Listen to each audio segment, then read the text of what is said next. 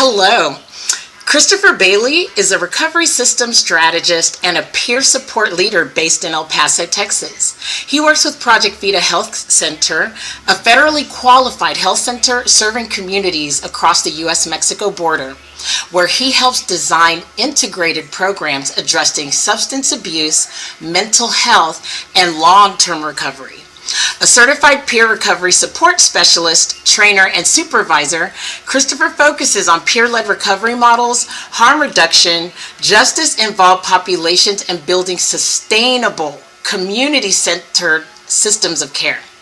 He also contributes to workforce development and clinical education initiatives, including integrating peer recovery perspectives into psychiatric residency training. Drawing on training in philosophy, systems thinking, and complexity theory, along with decades of lived and professional experience, Christopher brings a pragmatic, ethical, and human-centered approach to strengthening behavioral health systems and expanding recovery pathways in the borderland. And that's why, Chris, I'm so excited to have you here with us today. Thank you so much. Thank you for having me, Michelle. It's a pleasure to join you. Yes. Oh, I'm so excited. I'm going to explain a little bit because what we're creating here at 5-Star Conversations, we exist to connect leading healthcare and wellness professionals with everyday people of the borderland. And I think that that's a super important thing. I understand how important holistic healthcare and health and well-being is, mind, body, spirit, soul, and money, financial stability. All of those things really make a difference in mental health. And that's why I love what you all are doing at Project Vida. And the way that I see that your work reflects this mission is that, again, you're helping build behavioral health systems that center lived experience with the peer recovery specialist role, which is so powerful. And I'm sure that you've seen me talk about this, but I had the blessing and the pleasure to meet your wife, Jamie, and she became my peer recovery specialist. Or maybe you have, I don't know if you have or haven't, but maybe she's told you, because I've attended a workshop of yours before, when you did the herbalist workshop. But my experience of a peer recovery specialist, and I want to hear what the official definition is. But what I did, Chris, when I got back to El Paso, it was after a long, dark night of the soul journey, if you will, and after a long period of drug and alcohol abuse, when I kind of like an early midlife crisis. And when I came back here, I literally just started looking places up to see where I might be able to get help. And the person that answered my call was Jamie. And that's when I went into Project Vida and I got to understand what a peer recovery specialist is and how vital was that in my process. What is so outstanding that I would love for you to please explain to our audience what exactly is a peer recovery specialist. That's a wonderful question, and I think it's a great place to start. So peer specialists are individuals specifically that have lived experience with what it is that they're a peer of, right? So you have individuals that are focused on substance use disorder, you have people that are focused on mental health, you have people that are focused on both. And so these are individuals that have met, struggled with, and overcome their own challenges with regard to their own substance use, with their own mental health challenges, as I mentioned earlier. And leveraging that experience, they've been able to receive specific training around how best to bring that out, lay it on the table, and to help somebody else, not even help, walk alongside other people that are in the early stages of that journey, the middle stages of that journey. And I've worked with people that have been situated in recovery for some period of time, but at some point we all need a little bit of push at different points of our life. And so the peer recovery support specialist's role is really less about help, and it's really about helping or walking alongside that individual achieving the goals that they want to achieve. So if their perspective really is like, look, I don't want to stop using, I just want to use a little bit less. My job at that point is to work with them at reducing that use and creating contingency plans, right? So what happens if that doesn't work out for you? What would you like to do? And helping them situate out a plan of action where they have stepping stones that get them closer to whatever goal it is that they want to achieve. And if they need to pivot, to setting up a direction where we're helping them to figure out and clarify what direction it is that they want to go in. So to give you an example with that, and to use the early example, let's say that we encounter somebody that is actively using drugs.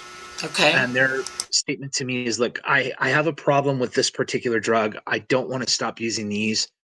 My role is then to work with them at identifying, okay, we've identified a goal. What objectives do we need to break out from there to get you to that goal?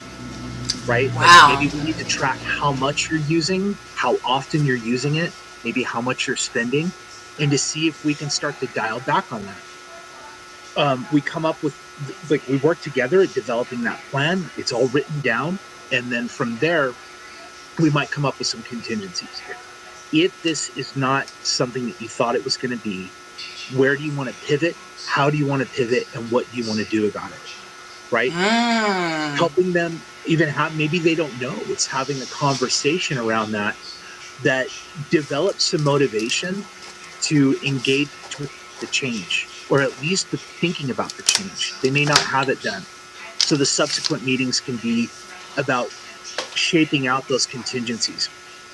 But I think as a person moves forward, let's say, just hypothetically, that they decide, look, I can't use anything. I've realized that because I stopped using these and my use of these picked up, which is my story, right? I'm one of those people that I hate to say it, but I don't understand moderation. I'm all gas and no brakes. I know the feeling. Right? So my perspective on that then would be to like have a conversation about how do you want to address this. I can introduce a menu of options for them of different pathways of how people recover. There's so many different pathways of recovery that most people tend to think about that as being confined to the rooms, the 12 steps, like Narcotics Anonymous, Alcoholics Anonymous, these different iterations of the 12 steps. But there's so many other variations of it that they may not jive with. Some of the more traditional ones, they may drive with some of the more, I guess, nascent or newer pathways of recovery that do really well. In some cases, there are people that recover in a solo manner. Some people, peer support is their only pathway of recovery, working with a peer. So it's giving them those options and really letting them stay in the driver's seat. And my job is to help them to plot out the way to get there. Wow, that's incredible, because I feel like more people will reach out to you and a peer recovery specialist, knowing that it's not like demonizing necessarily their substance abuse or their alcoholism or whatever, but it's saying, hey, you know there's a problem. Maybe you're not ready to go to 12 steps, because honestly, I didn't even realize that was the approach. I didn't understand that there was a softer approach that you all are open to, just to help people get that foot in the door of healing. Absolutely. Healing isn't from one day to the next, right? It is a process, and I think it's a never-ending one, people. 100%. I mean, life is going to jerk knots in our soul, and that's something we have to continually work it on time. So I think, from my perspective, you said something important, which is like we don't demonize. But I am not going to sit here and say to people like, you're a bad person trying to be good. My perspective and my philosophy on it is I'm a sick person and I'm getting well, right? Yes. That's true of the entirety of humanity. That's not just selected to people that have drug issues. That's right. That's a human issue. We're all human. Yeah, we're all broken in some way, shape, or form. We have a wound inside of us that takes on a certain shape, has a certain color, and a certain depth. But we all have healing to do. right? So Whew. at the end of Yeah. the game, when we look at it, is not just the manner and the means of our healing, it's that I'm in charge of it. I'm not reliant upon a doctor to tell me how to do it. I'm not reliant upon a pill to tell me how to do it. I'm in the driver's seat, right? And I have somebody that's helping me tease out what my priorities are.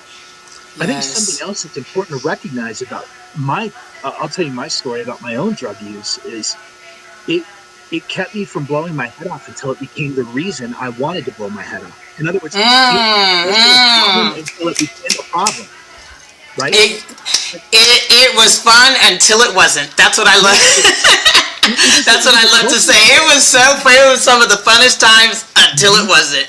Yeah, it was a total Yeah. coping skill for me. So part of my Yeah. healing was also learning how to become emotionally resilient. So I Mm, started using it at a very young age, right? I was very young. My voice hadn't even changed yet the first time I picked up a drug.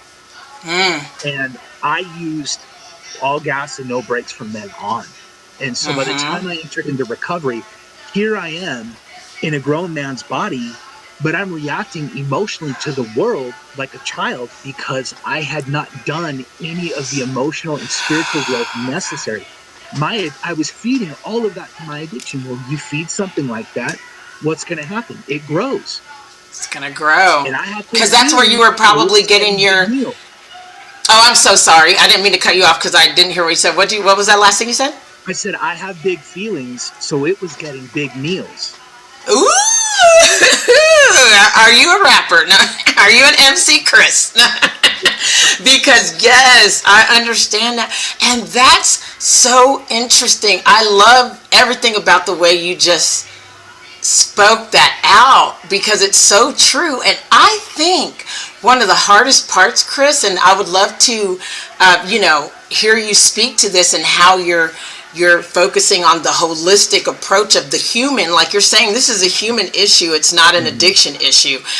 And those feelings, those big feelings that cause us to seek refuge and peace and really for a lot of us, I mean, I can speak for myself, like it helped me to, because my drug of choice was speed. And Mhm. so it helped, paired with alcohol.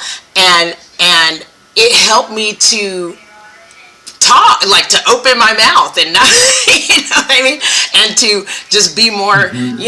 extroverted, which I think, it's kind of like, seems like there's kind of one or the other. It's like you're wanting to be extroverted, so you might lean on it, or you just want to stay in, and then it's sometimes, at least for my cycle, it just flipped around like years later to where I just wanted to be by myself. And, so Mhm. it's just, but Mhm. all of it is an emotional feelings management system. So it seems like what your work is, in the different modalities that you approach is how can we deal with ourselves and get to sit with ourselves and be ourselves and be okay Mhm. with feeling the feelings without having to feed the feelings or push them off on someone else, something else, because with a lot of drugs and alcohol also comes a lot of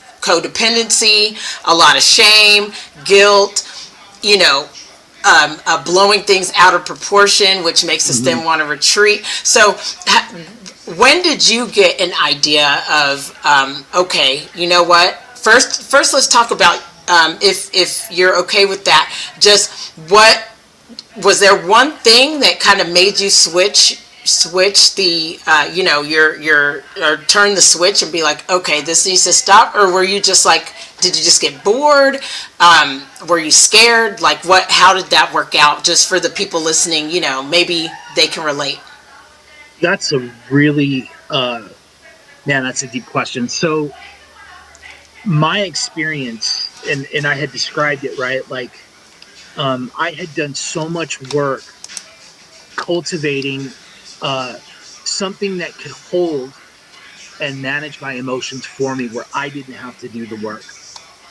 And as a small child, right, like that made sense because I was raised in an environment in which I didn't feel safe emotionally. I was raised in an environment that was very like one end of the spectrum or the other. It was either affectionate or it was the opposite of that, right? Yes.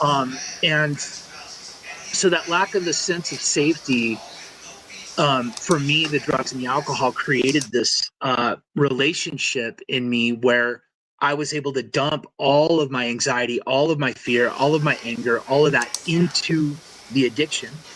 And Mm. as I'm feeding all of that to it, this negative, hot, emotional stuff, it's also taking my joy, it's taking my happiness, it's taking all of my self respect. It's really functionally, in its function, it is becoming a higher power to me, right? I might say, like, I worship at the cross, I do this, I do that. But in reality, at what altar am I offering up myself in sacrifice? It's to my You are drugs laying and to your my burdens alcohol, down right? to the drug.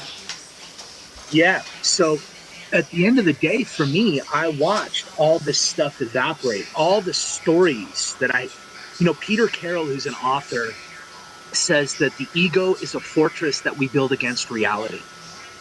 And the ego that I had created in my addiction was built on a fiction. They were all imaginary bricks. It was all imaginary mortar. There were no soldiers. There was no moats to protect me. It was all BS. And so when my life started to crumble, there was nothing there to catch me. Ooh. I, there was nothing there. I had I, been homeless. I had been on methadone. I had been to, like, gone away from home at 17, moved back at 19, moved away again, moved back again. All these things started to coalesce to the point where the weight of what I had been avoiding finally came crashing in. yeah, because you And can't I run did. away. You can run, but you can't hide. Mm-hmm. That's right. So for me, I had gone on a run by myself, really, and it had the leash had been taken off. Like, I was no longer in control. I was a puppet dancing on the attendance of my addiction. I did what my Ooh. addiction wanted me to do. I was Yeah. like a marionette, and it got to a point where I had gone on a run. In my mind, it was like, I have this much money left. I can buy this stuff. I can stomp on it, flip it, and make my money back. That was going to be like the kingpin. Woo. But it was like a 6-week run of like intermittent actually, it was intermittent consciousness. So a bulk of it was blackout. And I have snippets of like, this is Moment of what was happening. clarity. Yeah. And at the end of the day, I remember coming to, and this is humiliating. This is the nature of addiction too. For me, it was utterly humiliating. I remember waking up in the middle of the living room floor, butt naked, in a puddle of vomit. If I passed out on my back, I would have been dead. And this is the mind breaking thing. I remember coming to, and I don't know if it was the drugs or if it really happened, but I heard a voice. Yep. I heard a voice, and it was not inside my head. It was out here. And all it said is, you cannot continue to live this way. Oof. You're either going to die or you're going to live, but you cannot live this way anymore. So Ooh. I bounced, I left. That freaked me out. I left, I went on another run, and finally I came back, and I went to the one place for safety where I felt the most unsafe my whole life, which was to my family. And I went to my mom and dad and was like, look, I need help. I cannot do this on my own. I need help. That was the moment for me. But see, the thing is that that wasn't the bottom. I had experienced way worse things during my addiction, right? Way worse. It was that whole series of events was the last bucket of water that broke the wall of the dam. It was exhausting. It sounds like Yeah, you were just that like tired. You I'm- were like mhm. I can't like deal with it anymore. I can't deal with it anymore, Mhm. man. And that voice that you heard, have you heard it again? No, That's interesting. no, it was just that one time. I mean, I have like I know that I'm doing right because my conscience isn't eating at me, and I know I'm in alignment. when my Mm-hmm. conscience like is not eating at me, and I know when I'm out of alignment when my conscience is gnawing at me, right? Like I have that, Yes. Yes. but um, that voice I never heard again. Wow, that's powerful. So it did what it was supposed to do. And I'm glad that you brought up I'm so glad that you brought up that that wasn't your bottom, because to a lot of people listening, if you have been in addiction or you're actively in addiction, and you've hit a bottom, for many of us there can be more than one. um, Once that you hit the bottom, and if you're lucky you get to bounce back, but that you don't have to wait till you're at your bottom again to decide that you are ready to decide that you do want to live. Because one of the things that I recognized is that I said, okay, there was a time when I said, okay, I know how this story's going to go. You know what I mean? Like, I know exactly how this story's going to play out. Now, if I don't do this, I don't know what's going to happen. I don't know if it's going to be worth it, quote unquote. But one thing I know for sure is that if I keep doing this, I can tell you exactly how it's going to end. And what fun is that? Yeah. That's the insanity of it though too, right? Is I knew the whole time, I knew where I was headed. Yeah. I just thought I could manipulate or con my way into it not happening. Yes. You know, And mhm. no, it's just that the choices that I made had cut off so many different options. Yes. Oh God, yes. Does that make sense? Like Yeah. it had cut off all these other off ramps and options that there was just only one place for me to end up. So I think the idea of hitting bottom and the danger of that is that people wait, but I can always suffer more. I can always suffer more, right? And then Like you do have to choose your suffering, and then that brings us into recovery, because it's not easy. It's not easy because life isn't easy. Just like you were saying, life isn't easy. And so the community piece is super, super important. And so I would love to get into a little bit more about recovery systems and what you mean by that. So as a recovery specialist, so someone can contact you through Project Vida. Is that how they would contact you if they were like, hey, I Sure. need like Chris looks like my guy? Are you gonna help, or can you help? Like, if someone comes to you, do you all have a system of specialists that maybe you meet someone and you're like, you know what, I think that this person may be better, you like a better fit? Or how does that process work if someone were to call in? Let's start there. Yeah, so that's a great question. So to your first question, what I mean when I talk about a recovery system, right, is that we exist in an entire community of recovering people, but there are also people that want to help. So there are systems that are really great at helping. And it's not to diminish the clinical approach. Peer support is not about that. It's really about matching people with the best supports that are available. So for me, my trajectory was I had to go through detox.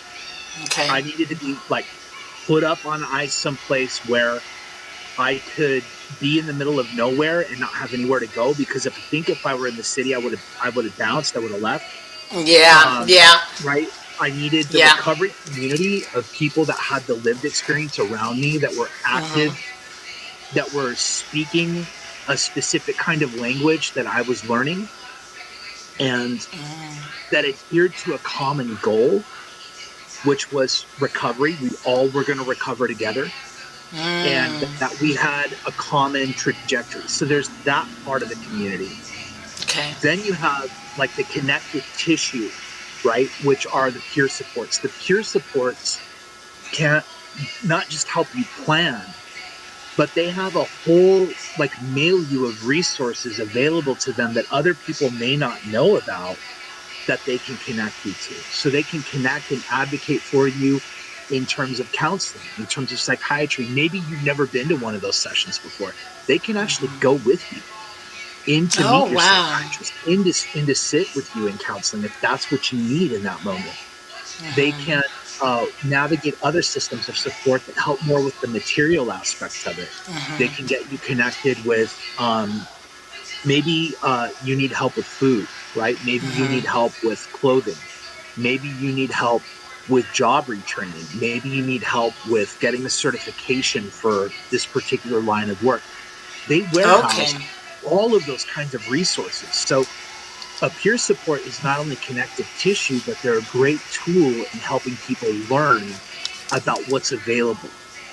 And then you have Great. other support networks at the top, which are like not at the top, but are adjacent to that, right? On the external part of it. You have the person in the center, and then you're building all these supports around them.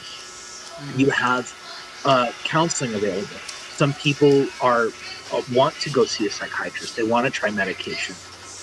Maybe they want to try to find another kind of support group. Maybe they have other issues that are going on too. It's not just, Okay. the drugs and the alcohol. So Okay. those whole aspects of the system are working there too. And then over that is how that system is fed. So Okay. you have feeders that are feeding resources into the community that help them to do that work. Okay. In some sense, it can be the private sector. So there are a lot of like generous donors that help other agencies out, that help people out. There's government grants that help to feed that. And when those get cut, our services end up getting smaller because of it. Yeah. So this isn't just when I talk about the recovery system, there's the local, there's the state, and then there's the national recovery system. There's a whole Yeah. network, almost like a nervous system. But in terms of peer support, to your second question, is peers are systems navigators. They're pros at knowing how to get to where you need to get to. They're Okay. pros at finding the resources that will help you achieve the goals that you set for yourself. They're great at planning. They help people develop their own plans and execution. So they also function as accountability partners in the sense that they're going to check in with you and be like, hey, last week we talked, you set this goal and we identified these objectives. How many of those objectives did you achieve since the last time we met? Great. And then if none of them got hit, it's to find out what got in the way. What Yes. happened, right? Let's Yeah. talk a little bit about that. Because I don't know about you, but I can drag my feet about things that are good for me. Oh, yeah. Mhm. And sometimes that needs to be addressed first before we start ticking off these objectives on our way to achieve a goal. And I love everything you're saying, especially about the systemic approach and the fact that there's somebody, which the peer support is going to help you to think things through. Because another thing about okay, there's kind of two tiers that I kind of want to talk about. There's the, and I've been both. There is the the, like I said, when I went to the dark night of the soul journey, I mean, I always like to say I went down to the dungeon. I went into the cave. The Plato's cave. I was all the way deep down in the dark. And in that whole underworld of addiction. You know what I mean? So I've been there. And on the flip side, I've experienced and I've been a very high functioning professional addict. A person that had a job and was doing all the things and still having an addiction. I think that a lot of times when people talk about substance abuse or alcoholism or whatever, that they think of the first type.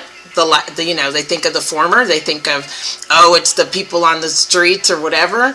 But I think there's a huge problem that we don't want to face as a nation and as a community of our leadership, government officials, elected officials, having drug and alcohol problems and deeper problems as we're seeing come out in the broad daylight. So I feel like I like that. I don't like that these things happened, especially like if we want to talk about on the federal level, the files and everything. But I mean, all of those evils all are because of things being kept in the dark, I think. And it can continue to grow. So when you have people that are influential, and that's one of the things of why I've created 5-Star Conversations too, because I want to inspire leaders to get right. You know what I mean? And so I love the fact of having a peer specialist, and that anybody can come to you no matter their or their socioeconomic status, and that you can be that safe space, because that was the long-winded way of me saying, when you are ready to change, whether you're in the dungeon and you've immersed yourself all the way into the culture of drug and alcohol abuse, or whether you are high functioning but you're secretive about it, it's hard to find somebody to talk to. Yeah. That you can actually connect in with, that can help you through, you can talk to honestly and openly about how you're feeling without feeling that there's going to be judgment involved. How do you feel that the ecosystems you speak of, and how have you seen people navigate that? So that's another really incisive question, and I like the way that you described it, because most people tend to think of individuals as playing with fire and shadows. In other words, they're outside, they're talking to themselves, they're walking around having fights with a lamppost. They tend to think of them as being that person. That's where we end up before we end up dead, right? Yeah. Before we end up in an institution, before we end up in jail. That's usually where people land. But there's a whole trajectory into that for individuals. And I think when we talk about why people from maybe other parts of that trajectory aren't availing themselves of it, in some cases it's they're like, I have a house, I pay my bills, my kids are going to college, I'm making all these ends meet, I'm okay, I don't need to do that. Whereas inside, emotionally and psychologically, they look at themselves in the mirror, and I know that they experience this because I've heard it from people I've worked with. I've heard it myself when I was 5 foot. When I've been in a functional position and suffering at the same time, is that they look in the mirror and they're like, my life is a lie. I'm living a lie. I'm drinking vodka in the closet before I go to the PTA meeting, right? Yeah. I'm rolling a bubble in my car. Yeah. Before I go out and pick my kids up from elementary school, right? There's all of this two-sided kinds of conversations that people have, and it's a conversation they're literally having with themselves. Yes, it is. Yes, it is. So, part of that is that there's a tremendous amount of it. In order to admit in the first place that you might, let's not even say that you have a problem, that you might have a problem, that there's the possibility of a problem. I don't know why this is the case, but in many cases, when that moment of clarity hits for people, I often say to people that my quote unquote bottom, because it wasn't a bottom, but when the dam broke for me, that was my first spiritual experience. And the first conversation I had, right? I had something talk to me, but the first conversation I had wasn't with God. It was with my own spirit. Yeah. Does that make sense? Yes, it does. And I'm glad that you mentioned that, because I think it's fair. I mean, I know it's fair to say, I'm not going to say I think. It is clear to say that, like you mentioned, the issues that we have are human issues. They're not drug issues. And the spiritual is really what we're battling on every level of existence and collective. And at this point, there's no, like, anybody that, I mean, we could pretend like things were so structured and da da da. Hmm. And now we realize, I mean, it's hard to ignore that there is no such thing as security, and that no matter who you are, whether you're in, whatever your spiritual beliefs, that the human experience is much deeper than we can just fall in line to and get it right. Yeah, absolutely. And and I and think, that's a hard one to that for someone that has big feelings, like you were saying, and has a mhm, big purpose and really a servant's heart to some degree, or a big calling on your life. That's scary, and that's why I brought that up, Chris, as far as like the being on both sides of the pendulum or whatnot, because mhm, I believe that we need more spiritual leaders. I mean, we need more leaders. We need more leaders in every sector of community, in yeah, healthcare. We need more leaders in business. We need more leaders as far as politics or government. We need more leaders that can face that truth of themselves that you speak of. yeah. It really, I mean, it goes beyond honesty. It's an unmitigated, unfiltered truth when you look at yourself and you're thinking, my life is a lie. And it Yep. really is, right? Like it's all a mask. And Yes. I found for many people they were chameleons. They could give you whatever version they thought you wanted in that moment. And what that Yeah. meant though is that they had become so fragmented they had no idea who they really were, Woo. right? And yes, and when you don't know who you really are, that's what we're looking at, I think, in this world. Hmm. The Yeah, well, I mean, negatives. you can't you can't live in a I hate to say this, but you cannot live in a broken world and expect that world to produce whole products. You can't. We live in a world that's going to produce broken things because it itself is broken, and we're not the only way that we're going to heal, right? If we're going to talk about healing the world, that work starts with us. It starts right Has here. to. It's It not has to. like you need to do this or you need to do that. That's all I, me, and mine. I've got to work on I, me, and mine first, because what happens, right, is all of us in terms, and this encompasses the whole conversation we're having about the nature of drug use and alcohol, is there is a wound that we're pouring all of that into, right?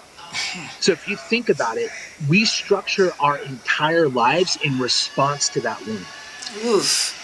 We we choose people to surround ourselves with that either Yeah. co-sign that wound, that will keep us from cleaning it out, will pack dirt into it, or worst case scenario, that match the exact shape of that wound. Those tend to be people that we fall in love with, right? That match the exact shape of that wound. They're not healing it. They're not even. It's not even a scar, right? Shoot. But what we end up doing when we don't heal, when we don't refuse, is that we we create an architecture of our lives based on the shape of that wound, and we relate to the world that way. But when you have hundreds of thousands of people that are living their lives in just that way, that scales. That begins Woo. to enter into systems, that begins to enter into government, that begins to enter into how people relate to one another. You can boil down, for instance, and not to get too political, but you can boil down race relations, historically speaking, based off of a wound, right? Like white people practiced colonialism on themselves first before they started to export it into other countries. Ooh. So Wow. Ooh, that's a deep one. all of that is all of that is rooted inside of pain, unaddressed Yes. pain. And so the nature of your addiction is going to change based off of what kind of pain you're trying to heal. I personally wanted bliss and oblivion on tap. Other people want utter self-destruction. Other people see themselves in other people and want to destroy them, right? So that all of that boils into this construct of what we've created, and boiling it down to our region is that if I'm doing the work on myself, and people are like, well, it's like emptying the ocean one teaspoon at a time. Maybe that's true. But when I do the work, the ocean is still 1 teaspoon less, right? I'm emptying the suffering out of the world 1 teaspoon at a time. But I have to start with myself first. I have to live that experience before I walk alongside somebody that's doing the same thing. I so much agree. Thank you. So that's profound. And I love that you said that, everything that you said, because it does start with us, and we can start where we are, like, make no mistake. It's like, I feel that, anybody that's watching this, you, again, like we said, you don't have to hit the rock bottom. It's also not about being passive aggressive either, or being, like, oh, it's all my fault, because that's more of a victim blame, shame, that's more of the shame, kind of guilt and shame. And, you're still not addressing the truth of who you are, which we are all worthy just for being alive. I love that you talked about, the nature even of race politics, and that it started with that, even colonialism people started on themselves, because I thought about this too, Chris, because I've thought about all of these things a lot, because a lot of times you do when I think a lot of people that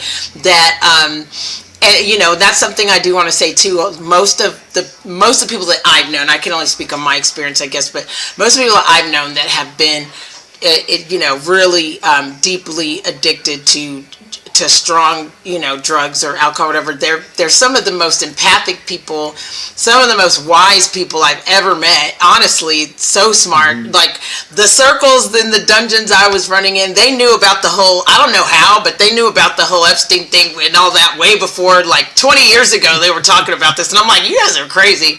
And now I'm like, damn, they were like ahead of the time. You find it fascinating, but a lot of times people like that, it's because they are seeing things that aren't true. And this is why I'm bringing that up, because there was a cognitive dissonance on the drug addicts end of, you guys are acting like everything is square and we're just supposed to pretend like there's not more going on in life. And so and honestly, that was my experience. I had hit that little, that midlife crisis of, like, everybody's acting normal. And I knew that at least when I went in these circles, I could have those bigger conversations and deeper, and, kind of go deeper.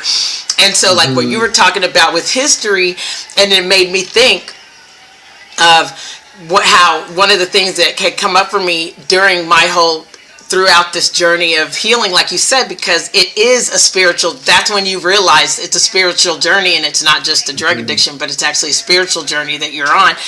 And I remember thinking, like, I understand the concept of original sin. I never really understood that before. You hear it at church, and and you think that they're saying, oh, it's when Adam bit an apple and that's the original sin.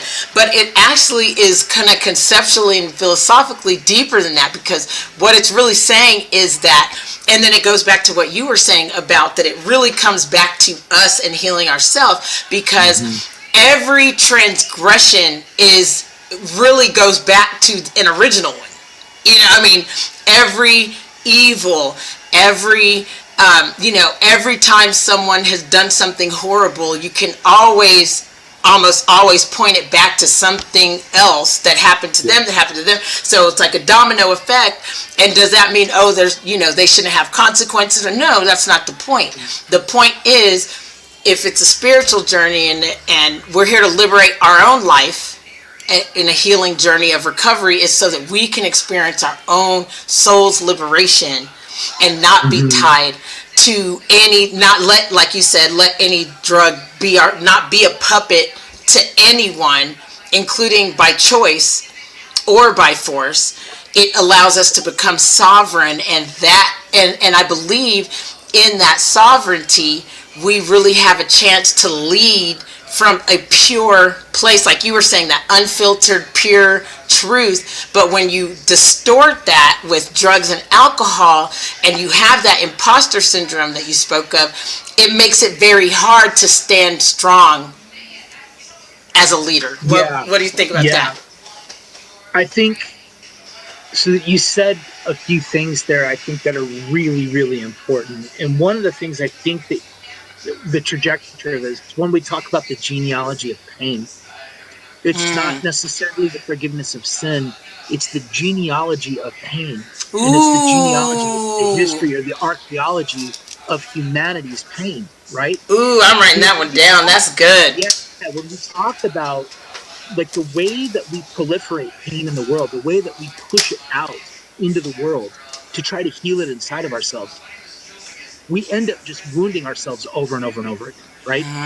And there's also family systems that communicate that. There are cultural systems that communicate that. There are genetic inheritances of trauma responses to painful existences that we inherit, right? We know that that's the case. That's scientifically proven.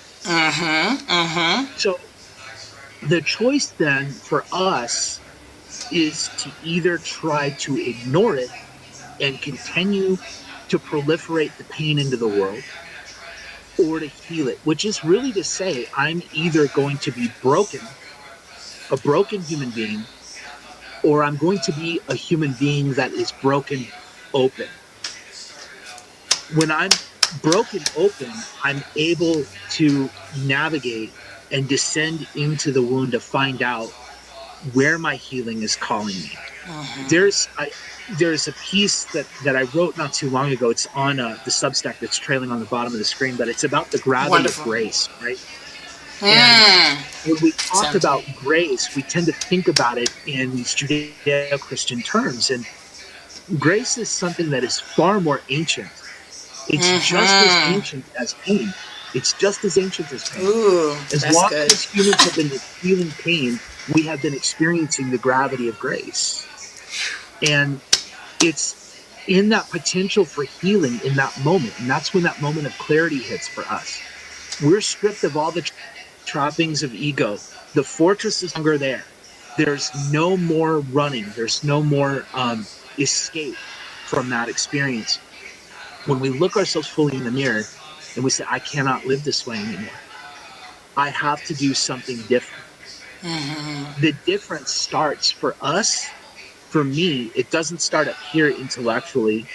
It starts in here emotionally. And that's because my emotions generate my actions. So if I want to be different, I have to start moving muscles that make me act different, right? That means that I have to move a muscle to change a thought. You hear that in recovery circles a lot. I have to start doing Okay. differently to be differently, right? That means that I Yes. take recovery oriented actions that are outwardly displaying recovery, meaning I don't use. I'm going to go to a meeting instead of go to this place. I'm going to call a friend in recovery to meet for coffee when I feel like I want to isolate and be alone. I take these recovery oriented actions because those actions end up changing the emotions, which ends up changing the thought, right? My thinking changes as a result of it. I love that. But those are practical ways that we break open because we're actually filling ourselves with a new experience. We're being open to this idea that we can be something different in the here and now. Yes, I love that. And I love the muscle, how did you say it? What's it called? Move a muscle to change a thought. Move a muscle to change a thought. That reminded me of something that I always say, which is because I realized one day that reaction and creation have the same letters. It's just about how you put it together. Ooh, I And like so, that. yeah, I thought about that one day. I was like, okay, that's a good one because it's true, and it's how you move too, because the movement and the change is going to happen. How can you get ahead of that change? And I love what you all are doing with peer recovery and things like that, because and how you speak of it as an ecosystem of community that is really giving people a space to discover who they actually really are, and to have people to realize that however you've sectored yourself off in life, maybe in the past, that there's a bigger world and a bigger opportunity out here. And I think that is so important. So that being said, of what you were saying, and because I know that you work with workforce development, and you were talking about the different layers of support and everything. What is the cost to an individual that maybe sees this conversation? They live here in the borderland, and they're like, you know what, I do want to reach out to Project Vida and Chris, and just be curious. It sounds like I get to just be curious, and I don't have to feel pressured to, it's either all or nothing, now or never type thing, but they can actually just come and just have a conversation and be curious. What can someone expect by way of cost? Because I think that, in my experience, I've tried to go to like a treatment center before. I didn't realize, I remember it was me and my friend, we went in there like Thelma and Louise, and we thought we were going to get admitted, and they're like, do you have insurance? We were like, no. And they were like, oh, one moment. And we were like, let's leave, because they're probably calling the police. So what can someone expect, that maybe when they come into the Project Vida program and ask for it? Yeah, that's another really good question. So peer support is at Project Vida is totally free. It's totally free. That's phenomenal. Yeah, I didn't pay anything. Right? There's a subsidized that comes in from grants and things like that allow us to do what we do. But there's no cost to the individual that's receiving those services. The other thing, I don't want to say there's no cost, because there is a cost, right? It's going to cost you some pain, because you're going to be doing real work, right? It's going to cost you. Sometimes you might lose sleep because you're tossing and turning over where you want to go and what you want to do. Sometimes it might cost you your pain because you're involved in healing, right? And what I mean by that is your currency for that is lessening your pain. It's an investment. Leave it there with the peer, right? And go home and feel good about what you've been doing for yourself. So, yeah, you're investing pain in exchange for healing. And I think that is the cost. That's the true cost. Woo! That is so good. That's so true. Thank you so much. I could talk to you forever. I would love to have, like I said, I'm just dying to talk to Jamie and share, her gift and the gift of her presence. Honestly, and this is why anyone that's watching this, I'm trying to tell you, go, if you even might, as Chris said earlier, if you may have an issue, if you're, just a little bit concerned, like, maybe I'm doing a little more than usual, maybe there's something deeper. Project Vida really does, they were a lifesaver to me. And the way I always say it, and the way I understood it, I'm like, God knew exactly the type of woman that I needed to connect with when I met with Jamie, because, and people like addicts, we could be kind of hard-headed, and we think we know everything. We could be hard-headed. We could be judgmental. Believe it or not, we think everyone's judging us, but we are a lot of judging. We could be just as judgmental, because everything's a projection in a sense, as we talked about earlier. But Jamie just is so demure and so peaceful, yet so strong. You could tell that she just had all of those factors of, like, I want to end up like her, I want to be that type of graceful. I want to be that type of radiant and real. And it's like, okay, you can preserve that and be healthy. You don't have to be, but I feel like in society, there comes a point sometimes where we feel like we have to rebel so hard because we're rebelling against the lie, of how we see the world and see what life is really about. And I feel like there's a big resolve happening, or an opportunity for one, I should say, because the truths are coming out so fast and so hard that we can honestly say, like, you don't have, the whole image of being, squeaky clean. I've never even so much as smoked a cigarette. Like that being what a leader is, it's clear that there's people that have done way worse that are leading our country. And I'm not talking about any one particular person, but everyone can think of somebody. You know what I mean? Like it's not hidden anymore, just to how corrupt. So I think that we're in a time where we can be empowered to embrace the darkness and, like you said, heal the wound, start working on ourselves and not be ashamed, and also take the opportunity to step into more of an engaged, be more engaged in our community. And I feel like there's a lot of people that really know that they're meant to be leaders and that they're meant to influence people, and they may be on drugs and it's holding you back. I hate to say it, but it's just true. Get real, get help, connect with Chris and Project Vida. Get the help you need. Like we're blessed to have such a resource as you all have been so impactful in the community. And as I've gotten to know Jamie and gotten to know more about your work, and I just see the respect that so many people have, and the way that you are such an honest, real person. I thank you so much eternally for what you're giving to the community, and definitely for talking to me today. And I have talked to Jamie, and I do want to connect with you guys because I am ready to take that next step of mentorship, because working with people like you and being real and helping people through the spiritual journey of recovery is really where I belong. And that's just, that's the first time I've said this on the show, but that's why I created 5-Star Conversation, to be the voice of healing, be the voice of healing in the borderland. And that's everything. 100%. I think, one thing I would end with is to recognize, and I deeply believe this, that every single person that struggles with substances, by nature of your experience with pain, by nature of how you try to heal it, is to really understand that is the calling. Your calling. We are all called to heal.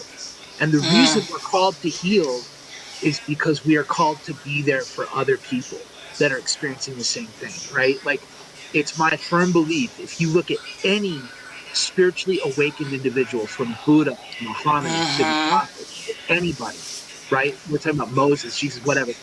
Any spiritual experience that those individuals have, their awakening always came on the heels of what felt like a life-ending pain. Yeah. Pain preceded every single spiritual awakening. That's so real. And it's a choice. It is a choice. We either choose to get in alignment and do what's necessary, or we stay on the wrong path and we just have doors shut in our face. Life starts to come apart. It's crazy when you start to live in alignment, how doors start to open for you, how opportunity presents itself, yes, how people want to get involved and infuse you with their energy too. Like, it's incredible. It really is. So it is the biggest gift. It really is.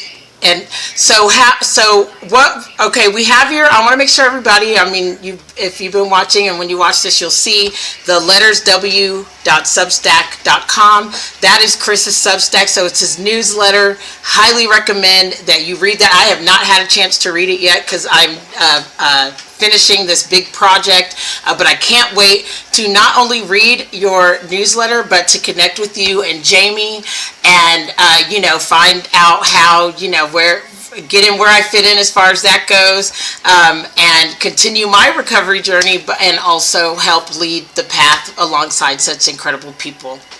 Awesome. Well, thank you for having me, Michelle. It was a pleasure to talk to you today. Thank you so much, and we'll see you soon. And everyone, thank you so much for tuning in. Make sure that you stay tuned here to 5-Star Conversations in the Sun City, where we are the voice of healing and healthcare in the borderland. We are here to be a safe space to heal and to grow. So make sure that you stay tuned. Our next season is starting in April. We're going to be on season 2, and it's going to be much more intentional and much bigger. So thank you so much. And again, thanks so much, Chris. You have a good one. Take care and keep rising and shining, everyone. Thank you.